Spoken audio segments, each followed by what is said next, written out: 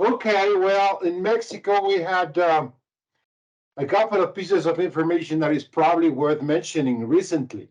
The first one is Aeromexico, the most important airline operating in Mexico, just recently exited out of Chapter 11 proceedings after more than a year of Chapter 11 process, quite successfully with a deep financing of $1 billion.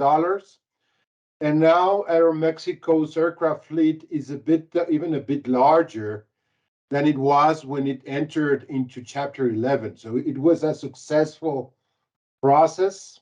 Everyone's happy at the industry and, of course, at the airline. It's a renewed shareholding structure of the company.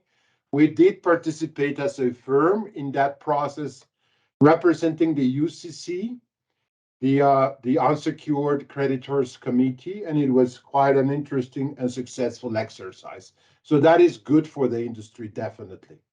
The other news that came last month in March is the inauguration of what used to be a military airport in the surrounding areas or the metro area of Mexico City, now operating as a civil or commercial airport. It is starting operation in a rather modest fashion.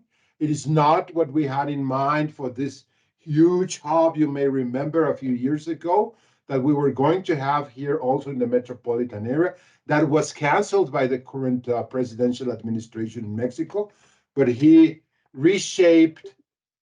president reshaped this airport and is again starting modestly to operate. Let us all remember that what we have in Mexico is a downgrade situation as we speak.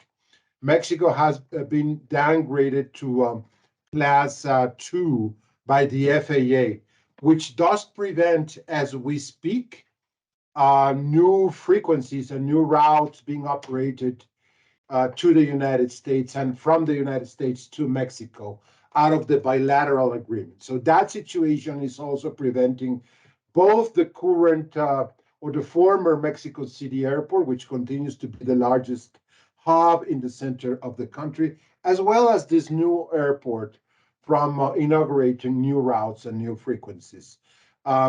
This situation of the downgrade has been in place for several months now, and I don't believe that there's light at the end of the tunnel yet.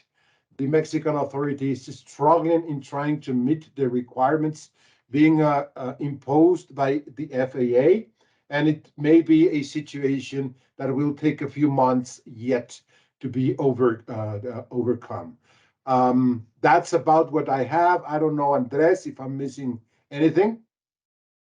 No, that's pretty much it. And Right. yep, the new Mexico City Airport, the Chapter 11, and the FAA downgrade, which, by the way, it's scheduled for the next month. Some FAA officers will be coming down to Mexico to make some new inspections and assessments. Hopefully, we'll recover Category 1 really soon.